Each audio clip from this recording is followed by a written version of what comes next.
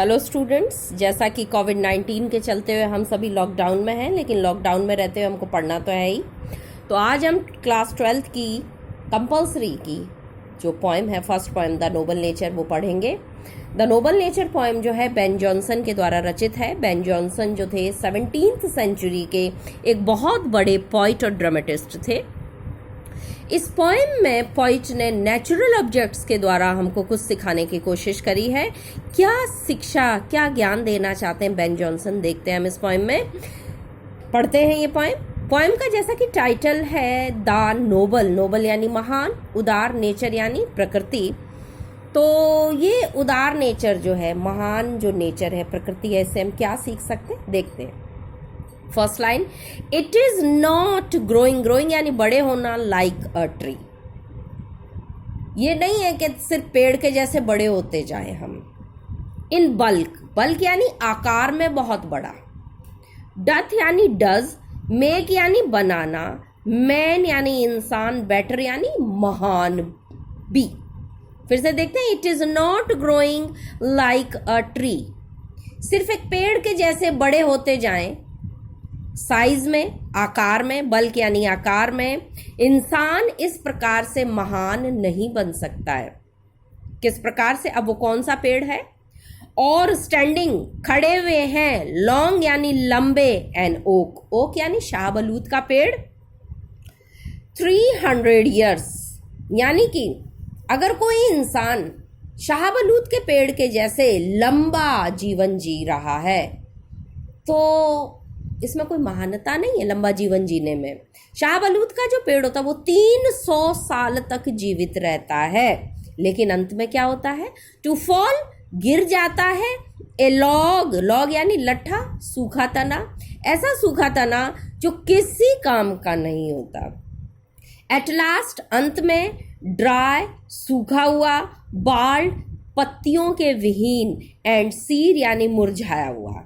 यानी कि एक ओक का पेड़ 300 साल तक जीवित रहता है इस प्रकृति में, लेकिन अंत में वो सूखे लट्ठे के समान, ऐसा लट्ठा जिसपे कोई भी पत्ती नहीं होती और उसका जो तना है, सूखा तना, वो किसी भी काम नहीं आता है, तो उसका जीवन व्यर्थ है। यानी वो जिंदा रहा तब भी कोई काम नहीं आया, क्योंकि उस पर कोई फल भी नहीं लगता, और वो इतना लंबा होता है कि वो किसी को छाया भी नहीं दे सकता। हिंदी में एक कविता है ना जिसके कुछ बोल है, बड़ा भया तो क्या भया, जैसे पेड़ खजूर, पंथी को छाया नहीं, फल लागे अति दूर। तो इसी प्रकार से ओक का पेड़ जो है वो 300 सालों तक जीवित रहता है, लेकिन किसी को भी ना तो छाया देता है, ना फल देता है, और अंत में जब वो गिर जाता है 300 साल बाद, तो उसका सूखा तना किसी भी काम का नहीं रहता। इसी प्रकार वो मनुष्य जो एक लंबा जीवन जीते हैं, लेकिन उस लंबे जीवन में वो कोई भी महान कार्य नहीं करते, तो ऐसे व्यक्तियों का जीवन निराधार है, कोई कार्य का नहीं है। दूसरी तरफ वो कंपेयर करता है छोटे से जीवन को, उस छोटे से जीवन को, लेकिन वो छोटा सा जीवन कितना महत्वपूर्ण हो सकता है। कैसे? देखते हैं। लिली, लिली एक फूल होता है, कुमुदनी जिसे हम हिंदी में कहते हैं, ऑफ अ डे, एक दिन। लिली को एक दिन का फूल कहा है। क्यों? क्योंकि वो जिस दिन को खिलती है उसी रात को वह फूल मुरझा भी जाता है। तो कुमुदनी का जो फूल है जिस दिन को खिलता है उसी रात को वो मुरझा जाता है। इसलिए बेन जॉनसन कहते हैं ए लिली ऑफ अ डे, एक दिन की लिली। इज फेयर फार यानी बहुत खूबसूरत, फेयर फार यानी बहुत खूबसूरत। इनमें जो लिली का फूल है वो मई के महीने में खिलता है, बहुत ही खूबसूरत लगता है। ऑल्दो, यद्यपि, इट फॉल यानी गिर जाता है, यानी फूल अपने प्लांट से, अपने पौधे से गिर जाता है, एंड डाई, मुरझा जाता है, दैट नाइट, उसी रात को मुरझा जाता है। इट वॉज द प्लांट, यह पौधा था, एंड फ्लावर, और फूल था, ऑफ लाइट यानी रोशनी। रोशनी किसका प्रतीक है? खूबसूरती का, प्रसन्नता का। तो कवि कहता है, यद्यपि यह पौधा, इस पौधे पर लगने वाला कुमुदनी का फूल, दोनों ही एक दिन के लिए जीवित रहते हैं, परंतु इस छोटे से जीवन में वो लोगों को आनंद दे जाते हैं। Because it gives beauty and happiness to its beholders. यानी जो कोई इस फूल को देखता है वो आनंदित हो जाता है, जो कोई इसके पास से गुजरता है इसकी महक से आनंदित हो उठता है। इसलिए इस लिली का जो फूल है इसका जीवन है तो छोटा सा, एक दिन का ही, लेकिन कैसा है, बहुत ही खूबसूरत है, बहुत ही आधारपूर्ण है। आगे कवि क्या कहता है, इन स्मॉल प्रोपोर्शन, प्रोपोर्शन यानी अनुपात, वी जस्ट ब्यूटीज यानी खूबसूरती सी, यानी छोटे छोटे जीवन में, छोटी छोटी चीजों में, छोटे छोटे अनुपातों में हम खुशियों को देख सकते हैं, प्राप्त कर सकते हैं। एंड और इन शॉर्ट मेजर्स, मेजर्स यानी प्रोपोर्शन, हिस्सा, स्पेन, लाइफ स्पेन, लाइफ में परफेक्ट, परफेक्ट यानी परिपूर्ण, पूर्ण भी हो सकती है।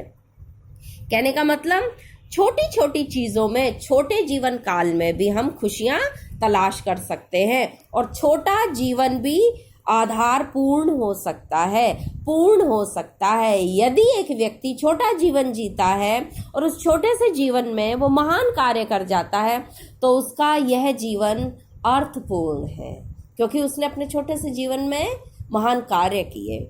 हम एग्जाम्पल ले सकते हैं रानी लक्ष्मीबाई का, हम एग्जाम्पल ले सकते हैं हमारे महान गणितज्ञों का, हम एग्जाम्पल ले सकते हैं ऐसे लोगों का जिन्होंने अपने छोटे जीवन काल में बहुत महान कार्य किए लेकिन बहुत ही जल्द इस दुनिया को अलविदा कह गए। तो हम आज भी उनको याद कर रहे हैं ना। लेकिन दूसरी तरफ ऐसे बहुत से लोग हैं जो बहुत बड़ा लंबा जीवन जीते हैं, 100 साल, और कई तो ऐसे हैं जो 100 साल से भी ऊपर जीते हैं लेकिन कोई महान काम नहीं करते हैं। तो हम उनको याद थोड़ी कर रहे हैं।